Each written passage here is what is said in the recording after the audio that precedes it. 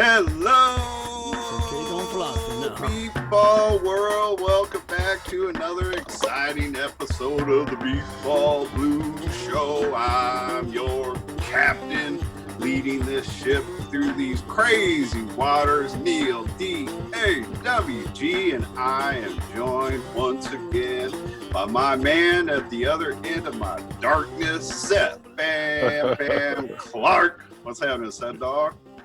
Neil Dog in the house. What's happening? Beep Ball Blues Show. I'm looking really forward to introducing your new stage name. Am I getting closer to being able to do that? Is it almost official? Everything, we're always getting closer. Journey of 1,000 miles. Journey of 1,000 miles starts with a single step. One foot in front of the other. We're always progress. It can never be halted, Neil. so slowly but surely, we will have an announcement here soon. Let's say before it rains. Part of me just wants to throw it out there, but I know how you are. So if anything, heaven forbid, went astray and it didn't work out, I know who the blame would be on for the rest of my life. And I would make sure my children blamed you and understood that you were the issue, right? I'm a big believer. I gotta mention my man Frank, who we have the Indy Edge, and it feels like we got almost the whole Indy Edge team on with us for this episode. We are going to be featuring them and talking about the tournament that's coming up. But my man Frank Porter, who does the music for me, helped set this up. And as a thank you, I told him I would give him total control over the intro and outro music. I mean, there's a few songs by, I use all the music comes from my buddy Slim Bob Pierce. It's all Beer Dog music.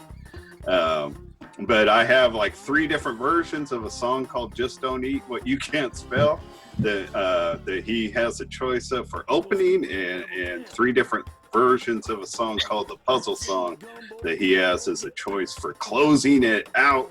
And I got no idea what it's going to be. I told him to go ahead and surprise me. So usually when I'm talking, even though the music's not playing, I know what to expect to hear, but I'm not going to know until I hear what Frank set us up with. And on that, I wanted to say thanks to my buddy Slim Bob Pierce, because, once I knew I wanted to put this show up on YouTube, I couldn't just use any music I wanted for opening. I don't even know if legally I could have done that on Facebook like I was or would have been. But like for the copyright, all that stuff on YouTube, I can't just use whatever I want. So I reached out to my buddy Bob, whose music I've been following for like 30 years. And he said, of course, use it however you want, whatever you want. And I partly bring it up, to say thanks to him, but also Seth Dog, like his first band that I started following was the Beer Dogs, and they spelled it D-A-W-G-S, which that you're the one that said, hey man, we need to change our team name to the Dogs. But it was my affiliation with the Beer Dogs that got it spelled D-A-W-G-S. But also, back in the day, the Beer Dogs would do fun when we had a league here in California, and actually we have Kyle Kennedy on here, and I'm going to ask him a little bit because I know he's a big fan of the history of the game.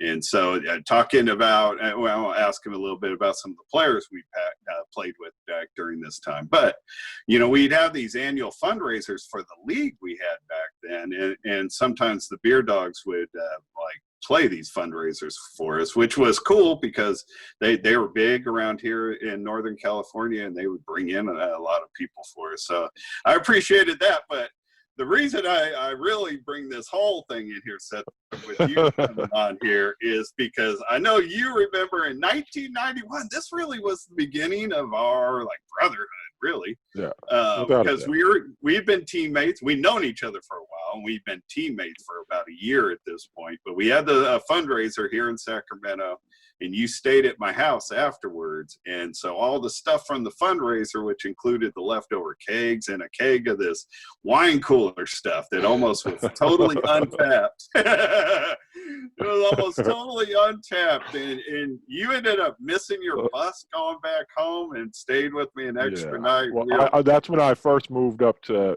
Davis. I was thinking with your parents being fans of the show, we maybe shouldn't mention that since you were a freshman in college and I was an adult feeding you alcohol.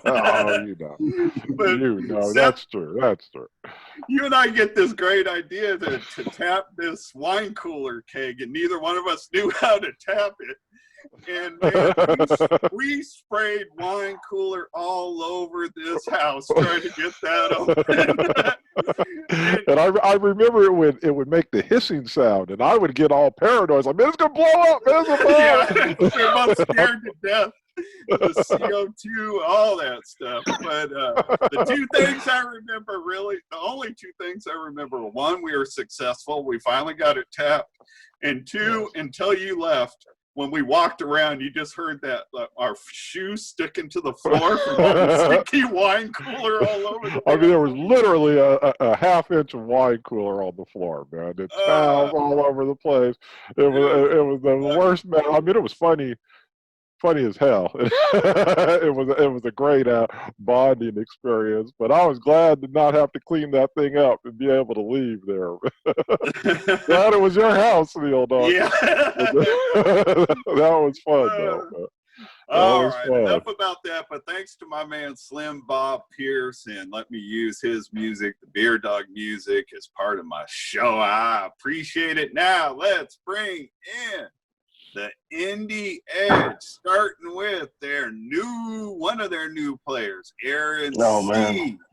Also going on, we've got Jason Dobbs. We also have Marc Morris, and we've got their pitcher, Kyle Kennedy. Welcome, everybody.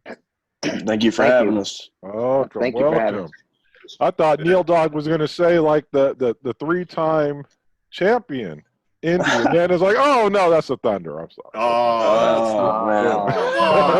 That's not even cool, Seth. I'm sorry, man. Right? You know, I always get confused about these things, man. It's hard, you know. You know that straight. It's funny. Believe it or not, with all my long-winded intro, there was one little part that I forgot to bring up, and it's your opening with an attack on our guest. That reminds me what I forgot. You know, I had the Jets on, a few players from the Jets. I had Axel Cox, Zach Arambula, and David Smith on a few weeks ago. And they were hecka disappointed that you didn't show up to co-host, man. They took it personal, man. They think you might be scared of them.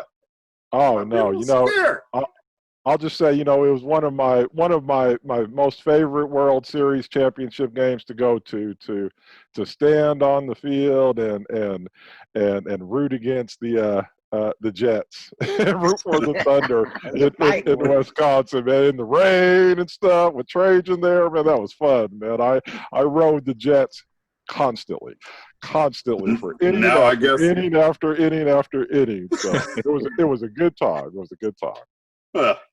Now that the show's turned completely how Seth makes friends. I'm sorry. I'm a competitive person. People need to know that beepball is a competitive sport, man, and I'm a competitive individual. Actually, the funniest part about it to me is it definitely seemed like they felt a little bent out of shape. They thought you might not like them. But while I'm asking them about, same kind of question I asked these guys about players they like, and David Smith's like, I don't like anybody. I hate all them teams. Like, well, now you understand Seth. I tell you, it was an odd feeling after that championship game because all of a sudden some Jet player just runs up on me, man, and I'm like, huh? You know, and it turns out to be Lupe. And Lupe's like, man, well, you talking all that stuff, man? He's using a little bit more and more colorful language, and I'm like, I step back. I'm like, man, dude, is Lupe pissed? You know, I mean, me and Lupe have been brothers for a long time, man. But then he laughed. Go too far.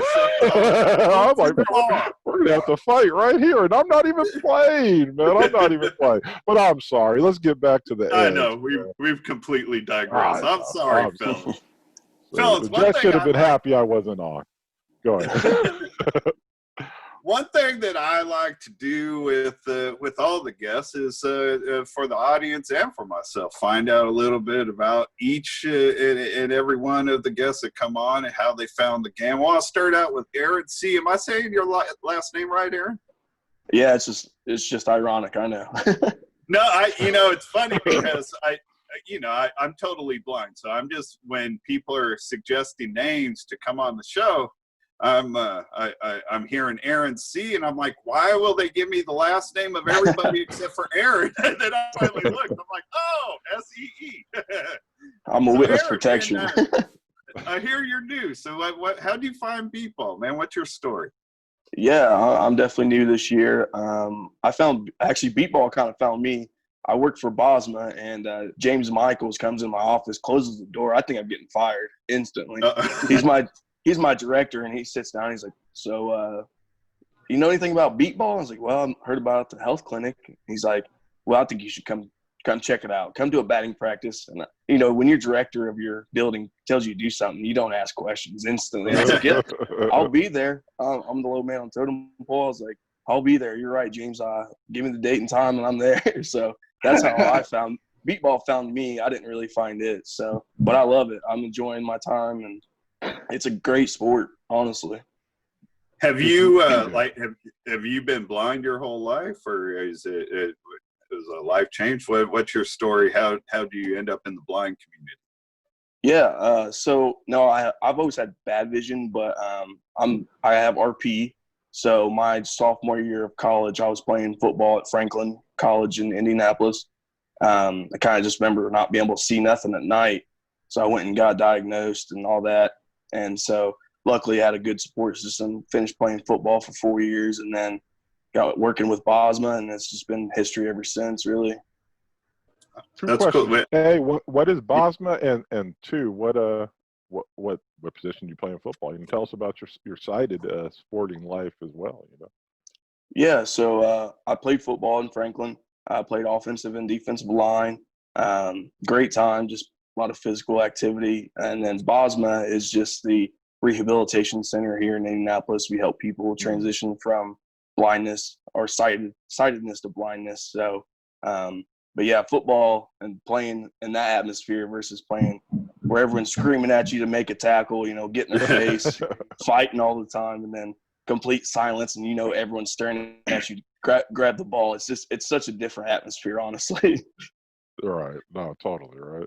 That's really cool, since you have like a history of playing in team sports, especially a really physical, demanding team sport. I'm happy that you found beep ball, because honestly, like team sport wise, you might not have found anything as like big and physical. Yeah, definitely not. I tried hockey for like a week and a half, and man, that was a little different, a lot of individualized and really tough on the knee. So I probably backed out from that pretty quick. And then, yeah, like I said, beep ball found me. So it's a blessing, honestly. Very cool. Welcome to our family. Tough year to find the sport, though, man. That's all you missed out on a World Series. Hey, that's okay. That's okay. This is a warm up year for me. This is just like a victory lap. Your 5th year of college, pretty much, just going with the motions. So that was my other question. So how long is it? How long removed, or how old are you? You know what I'm saying? How long from playing football to now? What's your? Yeah, I'm only 26, so I'm pretty young. I stopped playing ball about 2 years ago. Got really into lifting. Was going to do some competitive powerlifting, and then just kind of switch gears real quick. Still lift pretty heavy, but just decided to refocus the energy on beep ball a little bit more. Perfect. Excellent.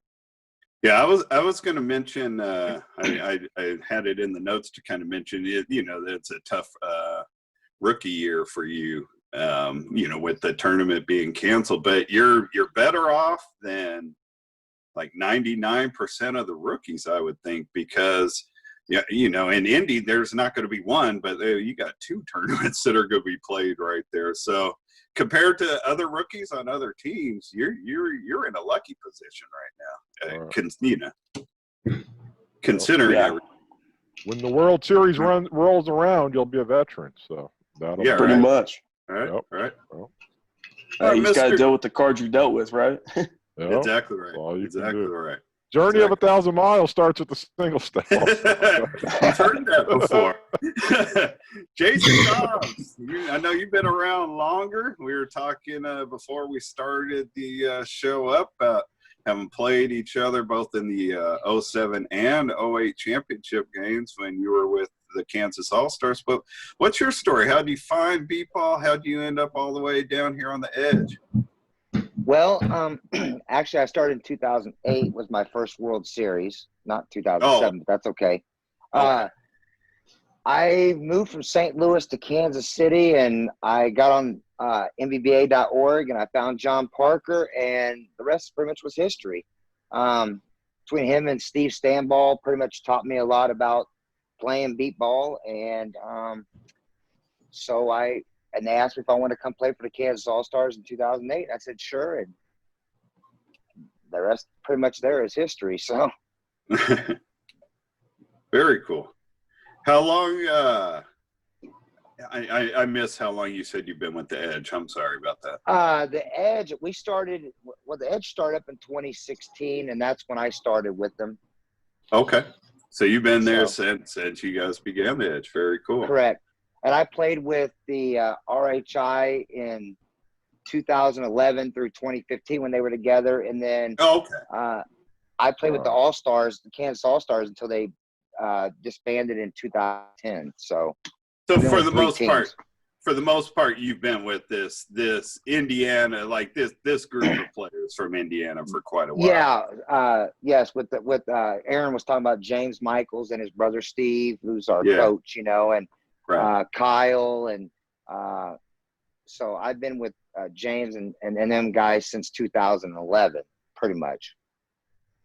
I've never gotten to know. I don't know about Seth. I've never gotten to know either one of the Michaels brothers too well. I'm very familiar with the names, and remember when you guys parted, or when RHI, started, I guess is the best way to put it. 2011. Yeah, the Thunder had finished high in 2010. And there was a lot. I was on the tournament committee, and there was a lot of conversation over, since it's the same players, who should, get that higher seed or whatever. But so as a member of the committee, I reached out to. I think I talked to both of the brothers, but maybe I just talked to one of them. I don't. That was 10 years ago or whatever. But I remember being gentlemen, and you know what I mean. We handled the situation very easily. But overall, it seems like players like to stay around that group. Seems like the group has fun being together. Right. We do. We all have lots of fun. We just some people come, some people go. We've had Danny Fabiano. We've had Dave Benny. We've had Hood from Chicago has played with us at one time when we was RHI, and so wow, three bad actors in the history of beat ball. I'm not going to go on video whatsoever, but make no mistake, that's not said with judgment, since Seth and I know we're each in that same category. Yeah, exactly right. That's not said with judgment. I was like, that's a team that just likes to win. Personalities be damned. Everybody come and play. I like it. Yeah. That's the way we ran. I'm just thankful, and I'm just thankful that the Edge gave me when RHI and the Edge when RHI did decide to go and split up or whatever. I'm just thankful that the Edge gave me the opportunity to come stay with them and play with them, and so that's kind of my story. I live all the way here I live in Kansas City, Missouri, just to put that out there. So I travel. I go to Indianapolis, and I get with Kyle and them guys, 3 or 4 times of the year before we have tournaments. So great group of guys. As a matter of fact, you talk about Frank. Frank and I, we have a good rapport. I stay at Frank's house when I go. He opens his door up to us and lets me stay there, and when I come visit. All right, very cool. Mr. Morris, man, what's your story?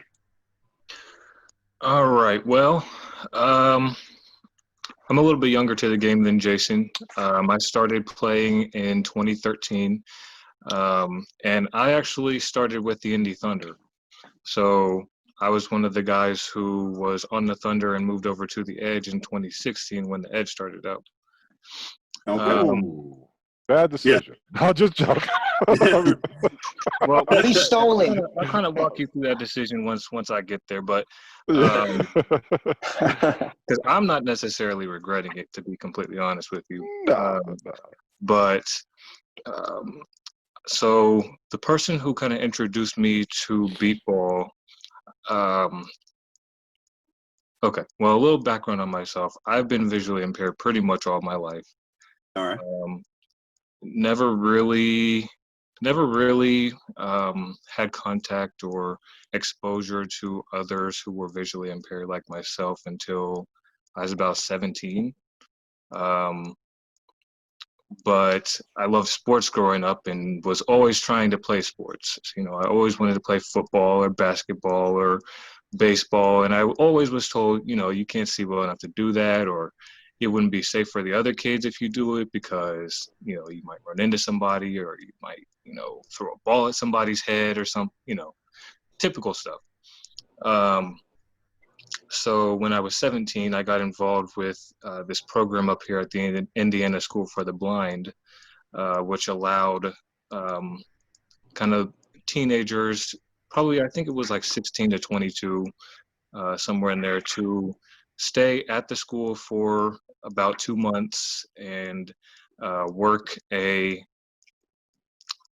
structured job, just to kind of give us work experience and to kind of show us the ropes of the workplace and teach us how to build resumes and things like that. Right. During this program, during the evening, then we would have our recreational time, and they would have different things set up for us. So I believe it was 2012 when I found out about it originally. The RHI Extreme actually came over to the blind school. It was Jared and I think Kyle Lewis and a couple of other people. And they put on a little demonstration of beep baseball, and then kind of gave us an opportunity to try it out, fielding and hitting and all of that. And I fell in love with the game right then and there. But then I didn't have any contact information, so I didn't really know how to follow up on it at that point. And I was 19 at that point. So a couple years went by. And then somebody came up to me at my church, and it was actually, I don't know if you guys are familiar with Ed Brown. He plays for the Thunder. Yeah. I remember the name. I He's- didn't know him. He's an older guy who plays for the Thunder. But anyway, so his mom actually came up to me in church and told me that Ed had been wanting to get in contact with me because I guess he thought that beep ball was something that I may be interested in. And so, you know, of course, I jumped on that opportunity, reached out to him, and immediately got attached to the sport and the Indy Thunder. And I think my first tournament would have probably been the Indy Thunder's tournament in June. In 2011, 2014. It would have been 2014. Oh, okay, so you mean the Indy? The regional. The Yeah, regional okay. tournament, right? Yeah. So at that time, the Thunder was a bunch of older guys on the team at that point. I mean, it was, man, I don't even remember most of the names on that team, but it was a lot of older guys. And, you know, I coming in at 21, you know, I was running track in college at that time. So, you know, I immediately developed a reputation for being fast and, you know, picked up the game really well. So I think somebody got injured in like the first or second inning of that first game, and they put me in, and I was a starter ever since.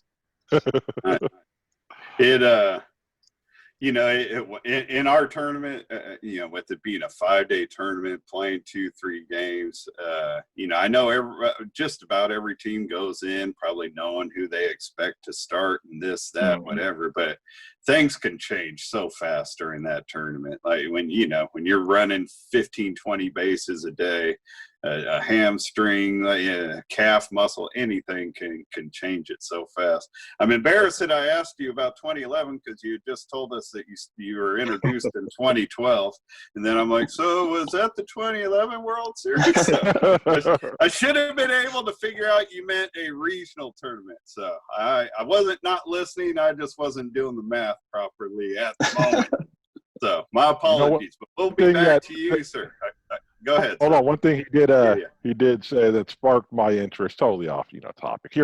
That's what I'm here for, right? To try to take this off topic. Neil's here to try to keep him on topic. But I don't think one of the times I've been the most lost in my life was at the Indiana School for the Blind in their dorms with Neil. Do you remember we got lost? Yeah, we were together. Yeah, we were together. Every room we went into looked exactly the same. Yeah. I mean, we were in that building for like 45 minutes. We could not find our way out of it. We split up so we could yell to each other and stuff like that, and go on search patterns on our own and stuff like that. Man, it was crazy. It was crazy. This was June of 1993. The Indiana State School for the Blind hosted the Gold Ball Nationals. And so Seth and I get there, and they put us at a dorm where it ended up being like there were other Gold Ball teams from like Michigan and stuff there. But the Austin Blackhawks stayed in the same dorm with us. That's right. Wayne Simpson, Ernie Cook, I think Rookie was there, Mike Sparks. I don't remember if they had anybody else, but when we first got there, we were the only, this one dorm was way separated from where everybody else was. And we were the only two, and we set our bags down in the room they took us to, and then they left. We were the only two for a long time in this entire dorm. And we went and found a bathroom, and then we couldn't find the room our bags were in. And every single room we went to looked exactly the same, but no bags.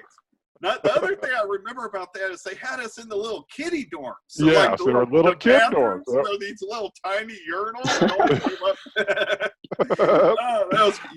Actually, when we finally just left and tried to find like the main building, you know who it was that found us?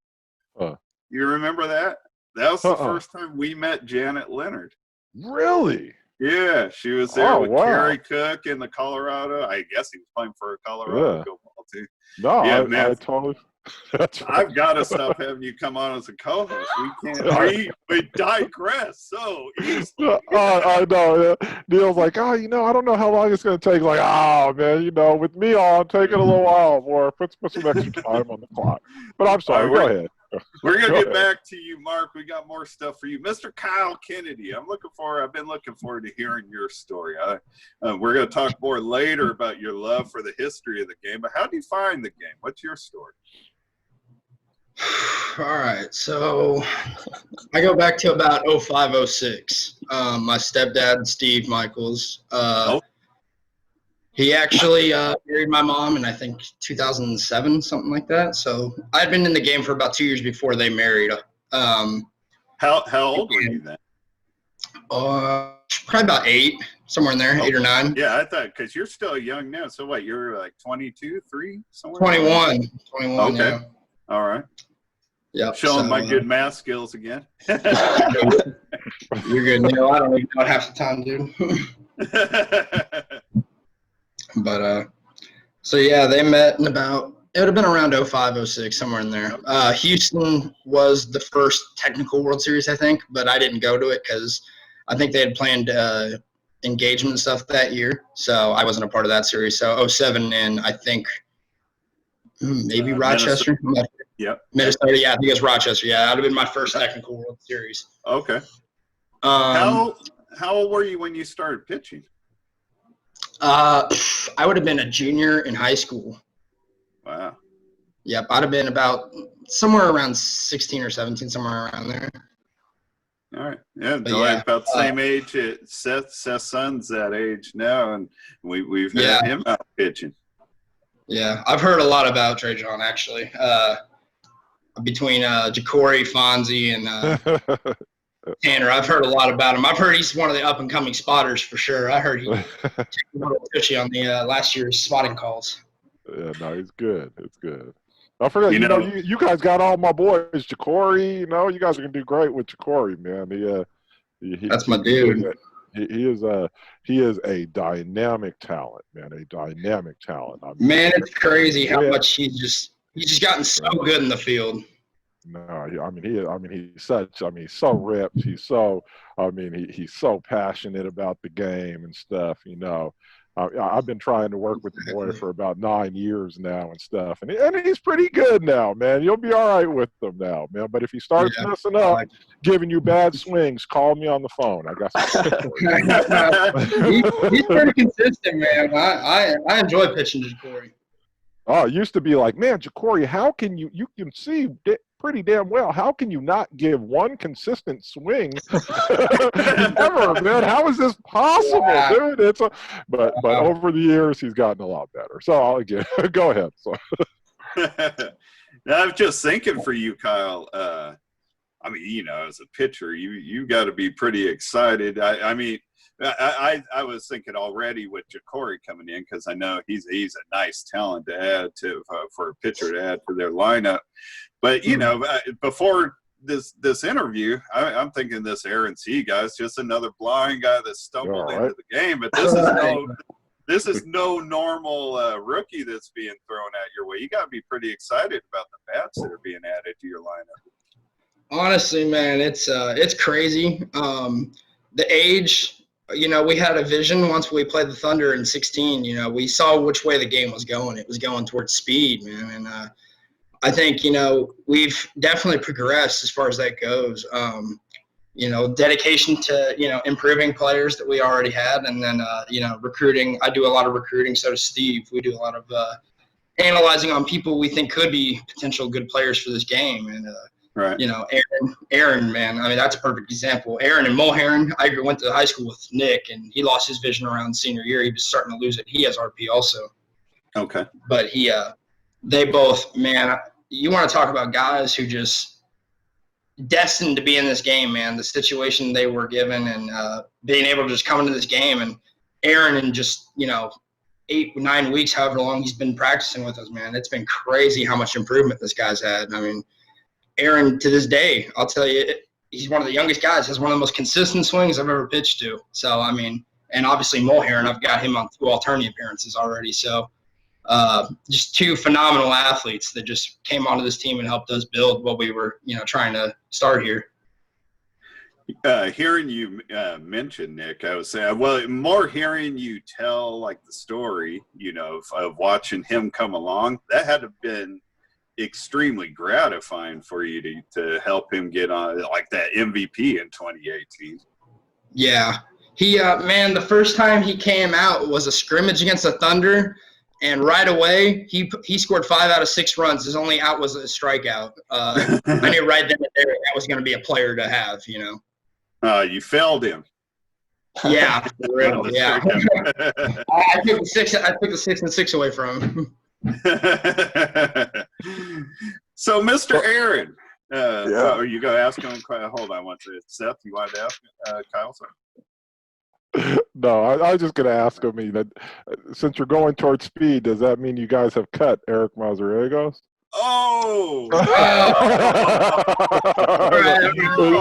Is Eric now a free agent and you want to break some news here or what? Hey, first things first. I'm going to give props to Mazariegos all the way. He's one of my favorite players. He's one of the best human beings I've ever met, and Eric is a phenomenal guy, and I was more than happy to have him on my team. I can tell you that. Second that. Eric was never a headache at any point while he was on this team. He was yes sir, no sir, and I really appreciate his cooperation to the team and his dedication that he gave to us when he could. And same to Lupe Perez and Danny Fabiano, and also Tanner Gears. All 4 phenomenal guys. I love playing with all of them, and I wish them all best. Due to what I know about them, they're 4 of my favorite guys that are still in the game, for sure. And I really appreciate them giving me an opportunity to see their swings. I definitely did. Shows how far behind the times Seth is. So he doesn't even know that Eric already left your team. No, I don't. You know, last I saw Eric and Danny last year at the World Series, and they were all saying, you know, we were all saying so. So you know me, I don't pay attention to any of that stuff. I know. You know me, we're- man. I'm a big picture person. I thought it was a good time to make a joke about Eric slowing down. Who cares? I feel you. Hey, man, Eric in his prime was one of the fastest dudes I've ever seen in this game. Oh, yep. But now he's just as slow as the rest of us. Well, you know, Father Time always catches those, but Now he's slowed down to what Seth and I were when we were playing with him. Now he's just going to the speed we used to be. yeah, you guys all got big sticks still though, so you'd survive in this game for sure. I don't know. I was getting gunned by the Thunder 2 years ago, and this at least in the Hey, second. Seth, I'll tell you right now, But I was you don't like Seth Clark hits. What? Oh, the what? Zach Bueller said, I'm pretty good friends with Zach. He's told me on more than one occasion, he's like, hey, man, I don't like stepping on one in front of Seth Clark's balls. Then step away. Nobody is making you get in front of them, people. Let them That go. kid's good. Let an old man pat his stats. Let him come up, man. It's the last chance. He needs it. So, Aaron C., man, tell me while you've been getting started in this game, like who's been influencing you, and what's your goal going into your first tournament? Are you focused on your offense, defense? Who's been pushing you? What are they pushing for? Yeah, definitely. Nick's a big attribute to that. Same with Kyle, Mark. They're always on me. I'm just trying to swing the bat and try to hit the ball, put it in play. It's a hard fall on Nick. He's a boomer. You know, he's going to put one in play, maybe a home run first at bat. So I'm just trying to put the ball into play for sure. So I'm definitely focusing on my offense. I think defense, as Coach Michael says, you know, it comes with reps and just really trying to just see where it goes. You know, just trying to stay calm. You know, as much as the tournament means a lot, you know, this is a year where it's more for me getting reps, you know, getting out there, just swinging the bat and getting in front of balls. So. Now, definitely, if there's anything that I could recommend you do, like when you start out those first few games, that just slow down, you know, or slow down in your mind. Don't worry about getting to the base as fast as you can. Worry about getting out of the box accurately and just running it straight. You know what I mean? The speed, all that will come to you as you gain your experience. You're just not going to be able to start out of the gates at top speed. You know what I mean? So let it come to you. Yeah, absolutely. Just trying to learn the best. It's just different, you know. It really is. You know, when they ask you for bases and like, it's just a different process, really. For me, I'm just soaking it in. Trying to be a sponge this year for sure. Something that I have to assume, having grown up sighted or with sight, you played a lot of, even if it wasn't organized, you probably played a lot of baseball. Oh yeah, definitely. I was the manager my senior year because all my friends played, so I was more of a football, wrestling kind of guy. But you know, baseball is always just, you know, American pastime, so it's something I follow. The reason I bring it up, though, is like Seth and I both had this problem. Seth had eyesight until he was 13, and I had it until I was 11. And one thing that's hard for the person that had sight to break is not breaking for first base. Like, it's so, you know what I mean? It's in our muscle memory to hit and run to first base. It's you could tell which players had sight by their little dance they do at the plate when third base comes on. Yeah, I've definitely taken more third bases in practice than first. They make sure I break in that habit real quick. Yeah. It's hard to get used to. Jason Dobbs, man, who've been your influences over the last 12 years? Got you where you are? John Parker and Steve Stanball. Okay, couple big names right there.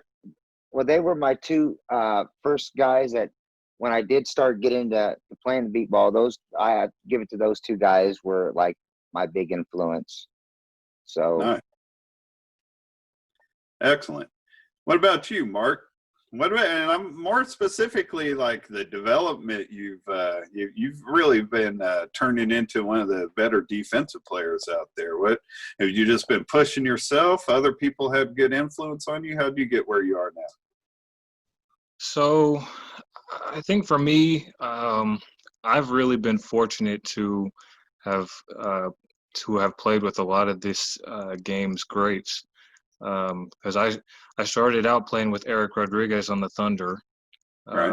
and he may not have been spectacular back then, but he was still a really good defender, and he had all the good goal ball fundamentals, and so I always talk to him and kind of pick his brain about what's the best way to attack the ball, and how to play pop-ups and things like that. So that was a great start. And then when I came over to the Edge, then of course I had Danny Fapiano and Lupe Perez and James Michael. So really talking to those three guys has really helped me to mold myself into more of a top-notch defender for this league. Right. And I feel at this point pretty comfortable playing just about any position on the field, honestly. And I want to attribute, a lot of that to also Steve, or Coach, just because he's had the confidence to put me pretty much anywhere on the field so that I get a good amount of reps and have game experience playing in any position. And that really does help. Do you have a preference? Where do you like to play on the field? Probably where I play right now, which is front left. I like to play there. I also like to play kind of around the middle, like straight up the what would be a 6 zone in our defense. Probably about like 120 feet from the plate. I think that's a really great position to play, just because, you can hear the ball really well off the bat from right in front of it. I've never personally. Seth has been more successful out in that area than I have, but I've never liked playing out in like that center or off center area. It just seems like I played 90% of my 80% of my career like just straight up the middle, short, like 70, 75, 80 feet. Mm-hmm. So getting out there in those bigger, wider zones, it's like I track it coming all the way out, and then once it gets out to me, it's like, oh man, I just did not make enough space. These zones out here, they're too wide. So I admire you for being able to like bounce back and forth. I was not good at it. My man Alvin Suarez, that's playing with you guys now, was telling me that when he plays behind you, you don't give him no action. He's bored back there. You don't let enough get through to him. That's the point. That's my job. Hey, Kyle, man, talk about your 2016 start. I believe that was your first. I don't know if that's the first time you pitched in a tournament, but wasn't that your first tournament being the full-time starter?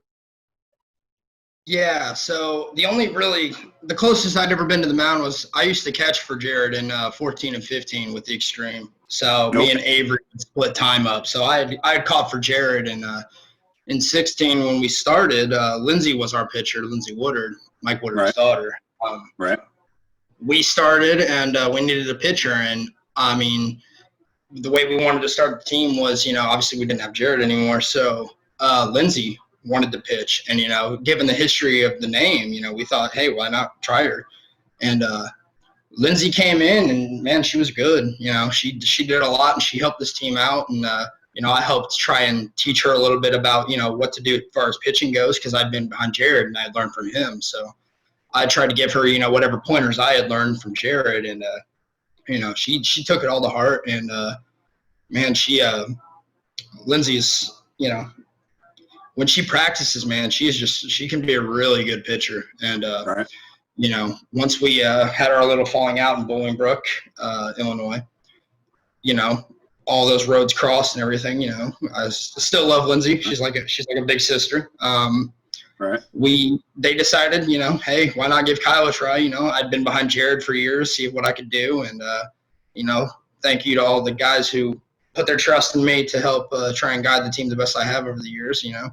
I was given the opportunity to start pitching, and It was a little nerve-wracking at first. My first World Series, I had butterflies in my stomach for sure. But I'm not going to lie, after the first game when we beat Colorado for the placement in our bracket, it really kind of woke me up, and I was like, hey, man, I could actually do this. Like, maybe I could be good at this, and I stuck with it. And I'm not going to lie to you, the first time I started pitching was 5 weeks out from the series. That was the first time I ever started pitching. Wow. We took 7th that year, which honestly for a rookie pitcher, I don't think is too bad. But I had a lot of talent around me. Definitely a lot of talent around me. Yeah, no, solid. I practiced probably anywhere from 120 to 200 days out of the year. I pitch on a board. I learned about that from Ray Cerna and Kevin Simpson, technique on how to learn pitching. And thanks to Jared, he had given me stuff over the years to help learn, and he'll always give me advice if I want it or need it. Right. He'll give me, the info I need when I'm trying to learn. So a lot of credit goes out to Jared. Jerry Wendell for sure.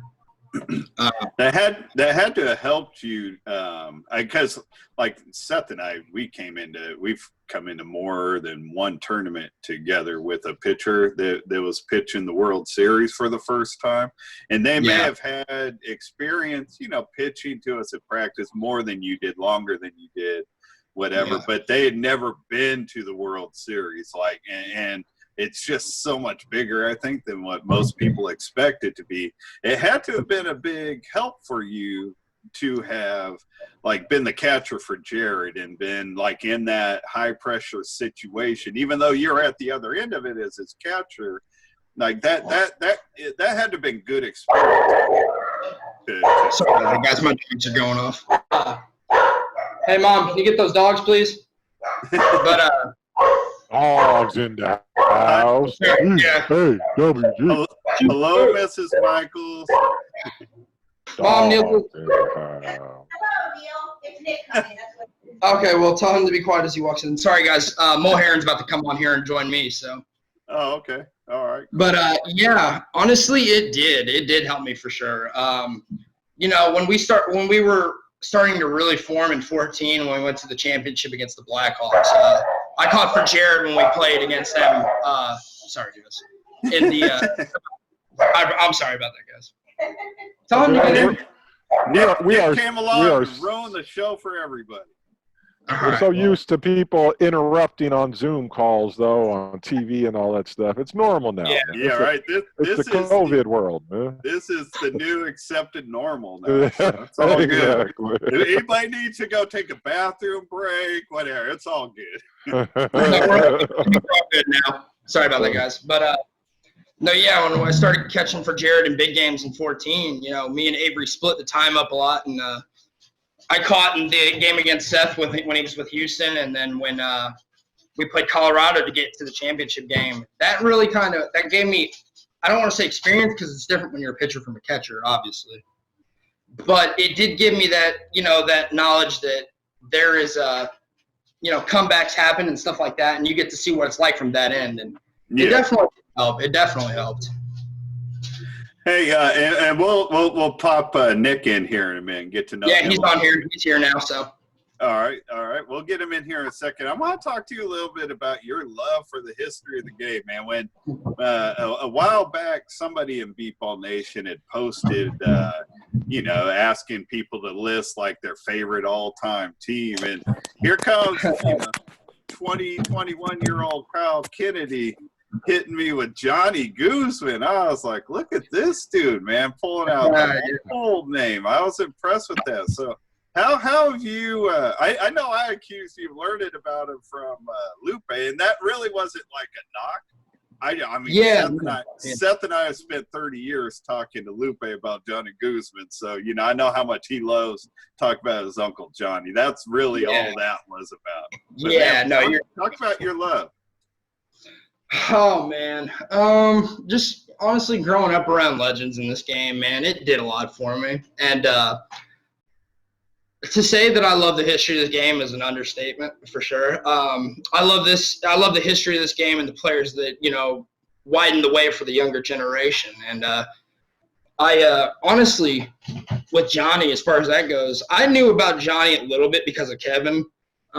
but not too much. That was mainly Lupe. You're not inaccurate on saying that. That definitely was. But Lupe had given me some. Your reaction sure made me sound inaccurate. I'm just kidding, man. Go ahead. Nah, you're good. But yeah, Lupe had given me some film from the Blaze. He'd been a little boy, and his mother was taping and stuff, and I had seen some old footage of just World Series games from back in probably about 86 to about 90, right in there. Right. And I know Seth would know because him and Johnny played together with the Blaze. And I have a video from the 90 World Series when they played Albuquerque and the Bluff. I played in that game as well. I got pulled in the 5th inning, but I played in that game as well. That was my first year with the Blaze. I was playing, if you have that tape still, I was playing short right field. Basically, like over on the on the first base line, really. Yeah. But yeah, at that game, actually, because I bring it up on the show from time to time, Seth hit the first ever home run over the 180-foot home run line in that game. Really? I don't know how long the 180 line had been around. That if that was the first year. That was the first. That was the first year. Okay, I knew it was newish. I didn't remember how new at that point, but it was in that game. Seth knocked one over the 180 line, and Johnny Guzman had 9 putouts, if I remember right. Man, I'll tell you, to this day I will talk up any of my favorite legends. I've given out my personal favorite list. If I was to list 6 best players that I put on the field, and man, I've just seen Johnny do his thing and back and deep left, man, and he torched Albuquerque in that game, man. Fob anybody, Mo, and nobody could squeeze a ball out there, man. And I always like to say about Johnny Guzman is, and don't take this as an insult, Lupe, but Johnny Guzman is Lupe Perez if Lupe Perez was an all-star defender. I mean, like the best defender in the world, man. Because Lupe is so good offensively, just consistent and fast and all that. And you can add that to Johnny Guzman. I mean, that was the same thing with Johnny. He made the all-star team in '89 with a broken wrist. He made it every year. So he had a broken wrist, but he was just so good on defense too. I mean, he was just, and Lupe won't take offense to that, because he knows how great. Oh no, Lupe Johnny so we did. No, Johnny was my boy, man. Johnny was my boy, man. People should also know on that though that he didn't break his wrist before the World Series. He broke his wrist during the World Series. He finished out. I think it was what year was that? That was '88, right? It was either '88 or '89. It was '88. He played 87. Yeah, it was '80. It was '88. And he didn't play it. Actually, I don't think Johnny played it all in '87. I could be wrong, but I think he was with the Nemesis in '86. And then he went to the Blaze in '88, but I'm not sure. I don't think he played it all in '87. I wanted to tell a story I thought was funny about Johnny. Johnny kind of beat to his own drum, really. I mean, I don't want to say he didn't know his surroundings. It's more he was just locked in on whoever he was focused on, but he didn't. He didn't pay attention to everybody else around him. And back when we had our league around here, we had board meetings, whatever. And so Greg Parra, who both pitched and spotted for the West Coast Dogs. Yep. Greg lived in Sacramento at that time, and he was our pitcher. And so Greg and I drive down to San Francisco for this board meeting, and Johnny's there representing the Blaze. Mm-hmm. And we had just played the Blaze, and they whooped us bad. And, Johnny and I are talking about the game, and Greg's, our pitcher, sitting right next to me. And Johnny's like, man, you guys got some good young athletes. You guys are looking really good. but you really got to do something about that pitcher. Wow. Meanwhile, the pitcher's sitting right next to me. So Yeah. When did Hunsaker join the game? he around that same time, like as far as my Sacramento team, it was Greg Parra actually. He and Hunsaker met each other at Penn State. They went to college together at Penn State, and then Chris followed Greg here to Sacramento. So Hunsaker got involved with our local team like around '88, but he never made it to the World Series till we were the Dogs in '94. Okay. Yeah, that's about what I had thought because I'd never heard of his name really until I talked to Fop, and Danny told me that him and Joe Anzinski on the Albuquerque team, those are the two best spotters he'd ever been around. Yeah, Chris. When Chris was around and in it and locked in, he was very good. Let's talk to Nick Mulherin. Mulherin. Did I say it right? What's up? Mulherin. Mulherin. I had Kyle set me straight before we started. I still screwed it up. I'm terrible with names. Nick, how you doing, man? It's Neil. I got Bam Bam on here too. Not too bad. How about you guys? Doing well. Doing well. Thanks for joining us, man. We did this early with everybody else, but I want to bring you in. Tell us a little bit about your background, how you found the game. Well, I've known Kyle here for 14, 15 right there. yeah. Well, I've known Kyle since We'd play 14, and we played football together. And then he always mentioned beep ball and everything, and I didn't really think anything of it because more focused on other sports. And then as my vision started declining, one day him and his stepdad Steve Michaels, they were back up by a field by his house and like, hey, you want to try it out? So I just kind of went out there and went for it and kind of found an interest and just kept playing. Kind of kicked ass right out the gate. I told him about how you went 5 for 6 in the Indy tournament in 18. I did. Or in the Indy scrimmage that we had. Remember him? Nick probably doesn't remember that, but yeah. So 2018 was your first year? Yeah.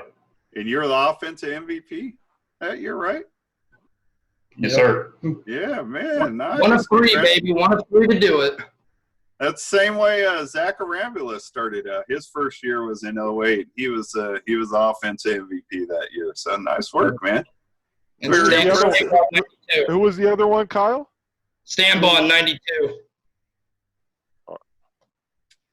You know, I kind of remember that. I wouldn't have been able to say the year, but I do remember Stanball like making an all-tournament team right out of the gate. I couldn't have given you details on it, but He did. He actually went. I think Kyle's right. Stanball did. 92 and 93. He was MVPs. He's Yes. the only offensive player to go back to back. That is correct. that makes sense to me. Because when you were bringing that up, there was something about 93 in Stanball that was standing out to me. Yep, So, 92 and 93. He made all tourney on offense. He was MVP both years. I've told this story before on the show, and I shouldn't because it's really embarrassing. But in '98, the Dogs made it to the championship, and we played Austin. They beat us. But the last team we played to get to the championship game was Wichita, and we got over on them pretty easily because by the time they got to that game, they were just really banged up. They're missing some starters, and Stambaugh had pulled a hamstring and in a normal circumstance would not have been playing, but they just didn't have anybody else. So he played with his pulled hamstring. This dude, because his hamstring was so bad, he was running to base backwards, and he ended up scoring on us running to base backwards. That's White in 2017 when he fell down the baseline and still scored on Taiwan. Oh, man. That's crazy. Hey! In 1990, I missed the base 3 times and still scored. Yeah, That's true. I still have the video. I have the video. That is so funny. Hey, if you got that video from Marge Bancroft, it even has like a little caption at the end, Seth finally finds the base or something. Well, it sure. Yeah. That is He tried to so put 3 funny. times.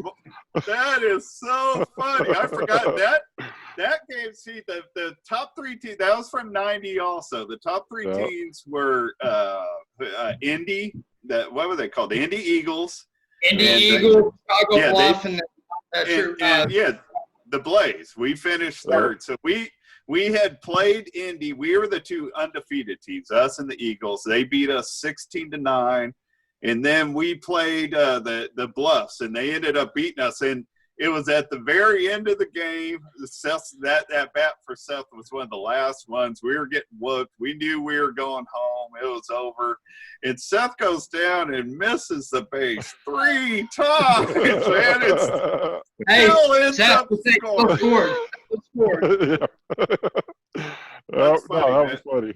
That might be the top one. When I had the Thunder on, they told me about their boy Corey White tripped coming out of the base and ended up doing like a somersault and still ran like 33 feet and did a somersault. Man. And still ran like a 5-3 getting to the base. Yeah. I was like, that's stupid. I can't even get there in 5-3 like with wind aided help. Corey and Mulherin can fly, dude. That's impressive. I like that speed. All right, so these last two things, this is going to be just kind of a whole like round table. Everybody could jump in, Aaron, Jason, Mark, everybody. I want your opinion. So with this tournament coming up, you guys are going to get a look at some really good teams. What are your expectations of the Edge going into the tournament? What are your expectations of the other teams you guys are going to be facing? Well, you guys don't jump in all at the same time. You know, if you guys need somebody, if you want somebody to take a stand, I'm going to predict that the Thunder are going to win. Oh, boo! You guys disagree? You disagree? Look how easy he tell me about tell me what you guys are going to do to unseat the Thunder. I hear this speed thing, right? But I need to know who's going to unseat the Thunder, unless we're all just playing for second. Right? Well, so what I would say, best evaluation I could give you, due to the brackets, I would say it's probably going to be us and the Thunder on that Saturday, due to what I've seen bracket-wise. That's my prediction. Real quick before you move on, because this is something I've gotten mixed information on. So there's going to be a round robin. There's 2 brackets. I might as well throw the teams out there. I meant to memorize them again. I know bracket A is the Thunder, the Jets, the Blackhawks, and one Lone Star Roadrunners. Oh yeah, okay, the Roadrunners. And then bracket B is the Edge, the St. Louis Fire, but they're not the St. Louis Fire. Is that correct? It's a different team. It's the Gateway. It's the different team. Gateway Archers. Okay, the Gateway Archers. Oh, you know what? I just had an interaction with one of their players, and I didn't even realize what he was telling me. That's totally my bad. I was like, oh, well, some guy that's into archery wants to repost about my meatball show. That's cool. And you talked about Johnny Guzman being focused and missing out on context. All right, so go ahead and run down that bracket. The Gateway Archers, the Edge. It's supposed to be the Philly Fire. Go ahead, Mark. You go. Oh, my bad. It's going to be the Aztec Warriors and then Philly Fire. I heard yesterday, I guess I won't throw a name out, from an unnamed source that the comments are replacing the Philly Fire. Do you know if that's true? Or that's true. I haven't heard that. Okay, so that's accurate? Okay.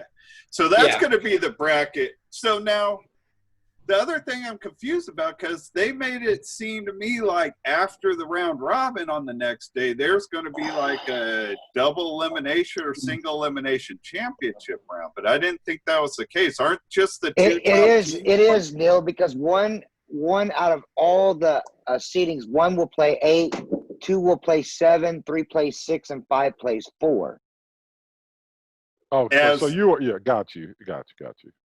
So they all do have, Go ahead. So, I mean, as the only game on the second day, or that's how the championship round starts? I believe that's how it starts. Okay. So you guys are going to play more than one game after the round robin, right? Correct. Okay. Yeah, because there's going to be 3 games for the round, or 3 games for the round robin, right? Because you play everybody in your own bracket. That's 3 games. Then after that, the seeding comes out, 1 versus 8, 2 versus 7, 3 versus Okay. 6, and Yeah, 5 versus 4. And then Okay. and if one advances, they play the winner of 5 and 4. Okay. So there'll be play 3 on- games and- after the round robin, and they'll have a championship.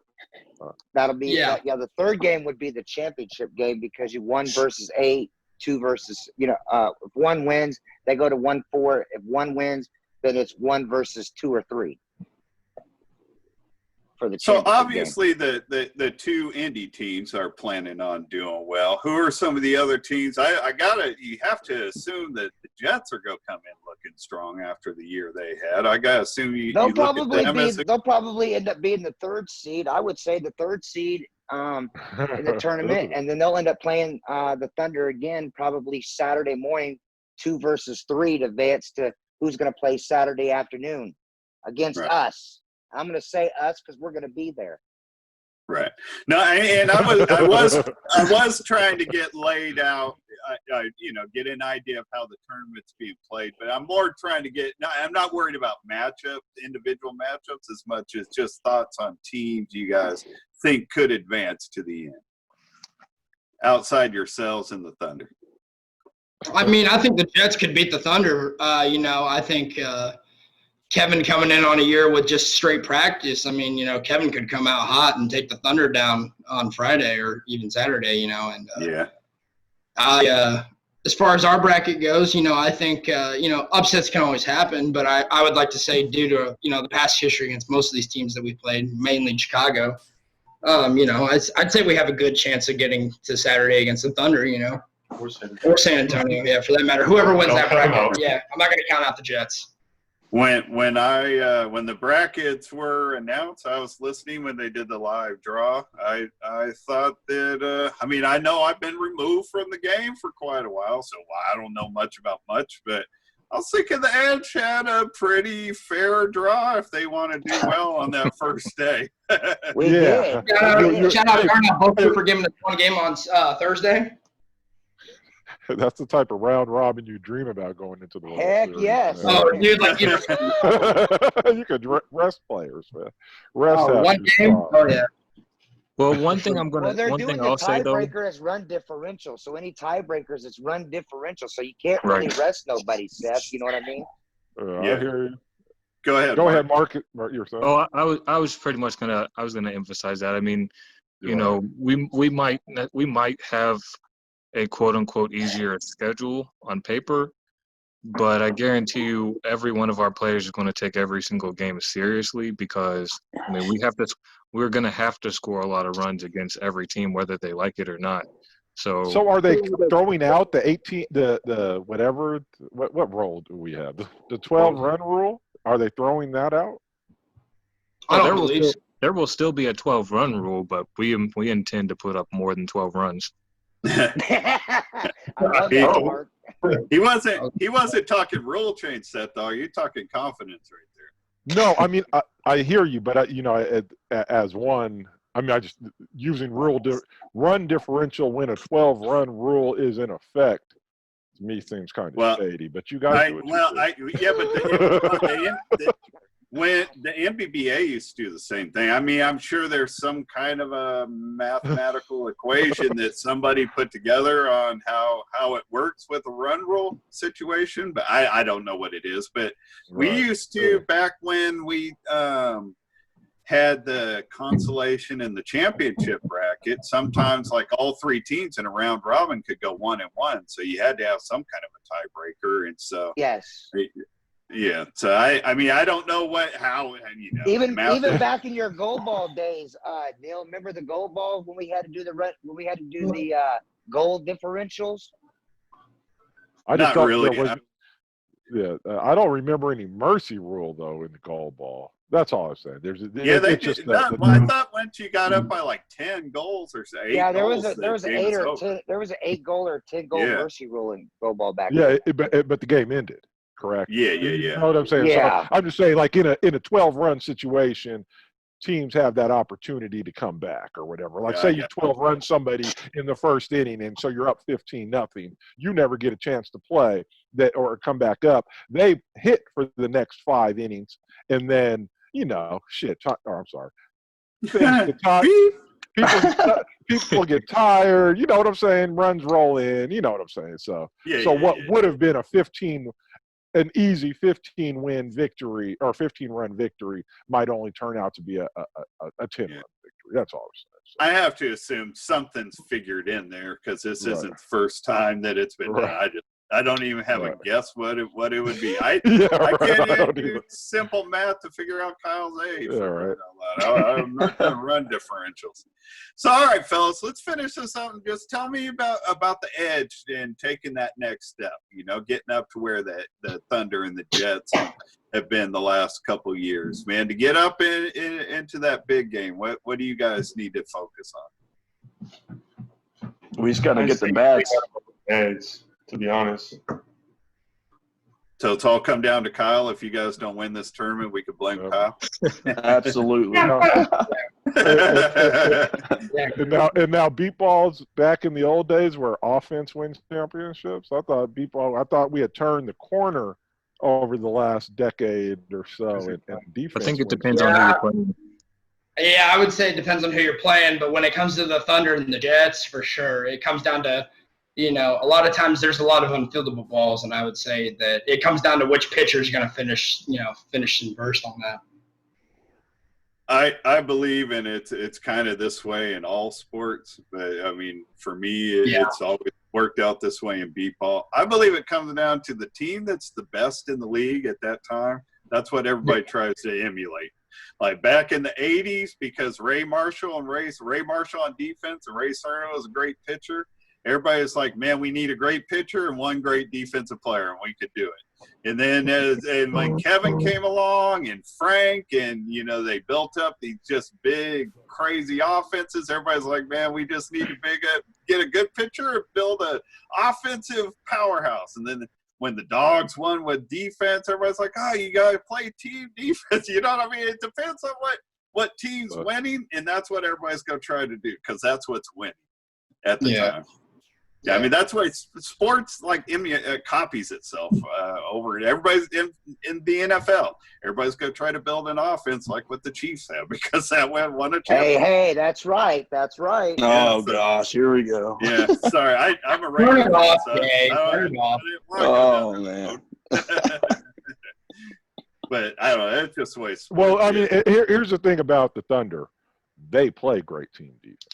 Right. Yeah. And so my thought is you're not beating the Thunder if you don't play great team defense. Their offense is a given, right? You're not going to very few people are going to match them on offense regardless. For sure. But they are going to knock your balls down and field these balls, right? That's what their speed and their practice does for them. If you don't match that, you can't beat them. Period. So that's where I say defense is where it comes down. Yeah, because for sure. Because there's been a couple times where it's been just a run differential, and if that one little ground ball on the front side would have been made, just that's making making a the plays we're difference. supposed to. Yeah, for sure. Yeah. That's what the Thunder is supposed to, and that's what we need to do.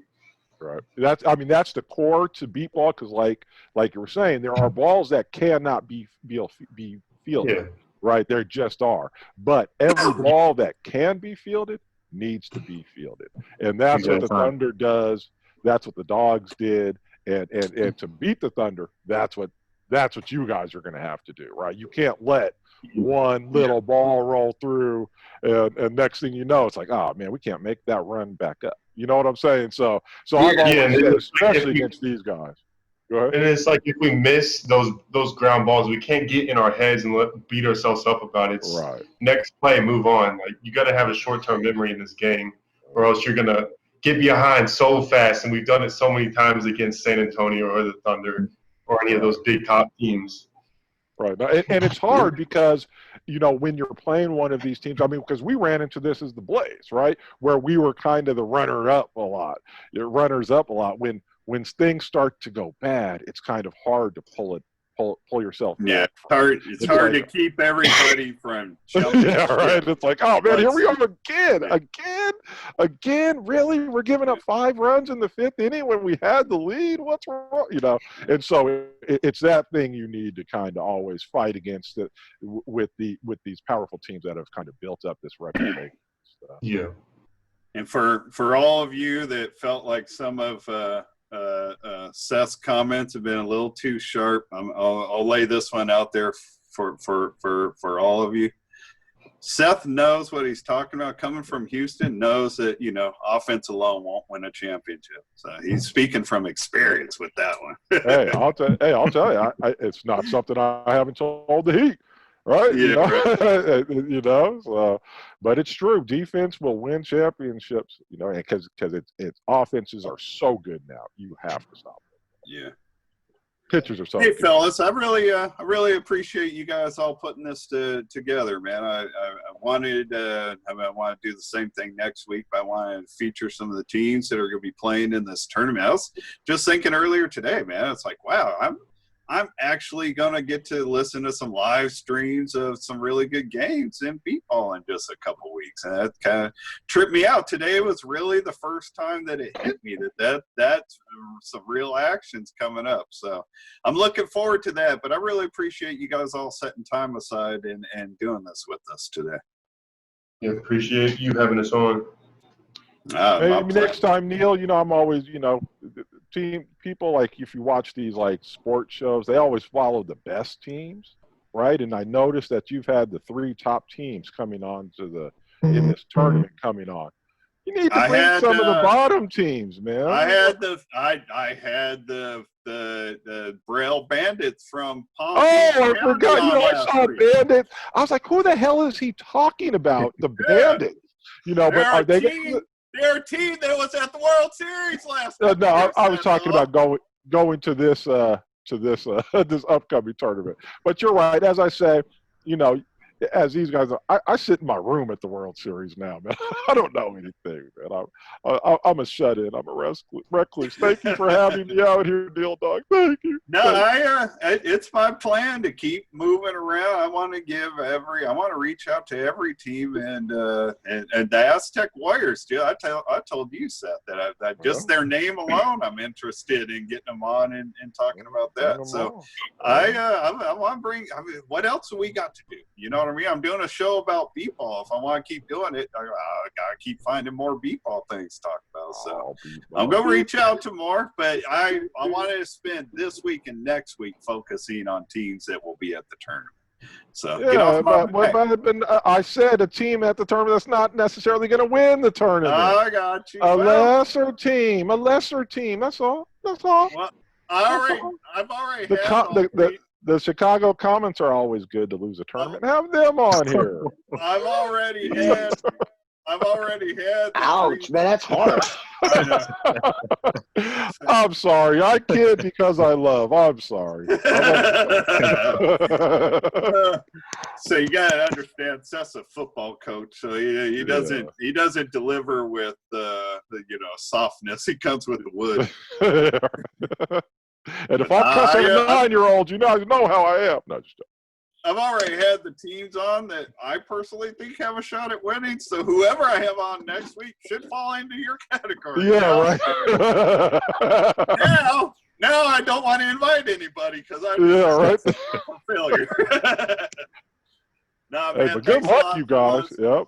I appreciate it. I like putting some voices to the names. Like I appreciate you, Mark, helped me set this up. You jumped right in and reached out to all these guys and brought them in. I did get to know some of you guys for the first time. I really appreciate it. Absolutely. Thanks for having us on. I don't know what this does to the screen. I always end my show by saying goodnight to our Aunt Cindy. But when I have guests on, I like to have them do it. I don't know what it does when I have you all say it at the same time. Might make the screen go all crazy, which I kind of like. So I don't know how it looks. But before I have you do, I got to ask you, Seth, Dog, are you still trying to keep me from Aunt Cindy, or did you give her my phone number? You know what? Are you still standing in our way? Yeah, I never reached out and gave her. You know what? You know me, Neil. If I don't take care of it right away, little things like that, it kind of gets lost in the show. The only reason I press you is because she's literally the only one that gives me feedback about the show. I've been really missing it. I need to get I'm so unused to you having a cell phone. I got to remember to give her that number. I'll do that. I'll text her when I get off. 6 months ago, there were like 10 people had my cell number. Because of this show, the entire MBBA has my cell number. It is not private anymore. It is all good, though. I've been having a lot of fun. All right, fellas, so for the big finish, I'll count to 3. And if you guys could all say goodnight to Aunt Cindy, that'd be great. 1, 2, 3. Good night, Aunt Cindy. Aunt Cindy.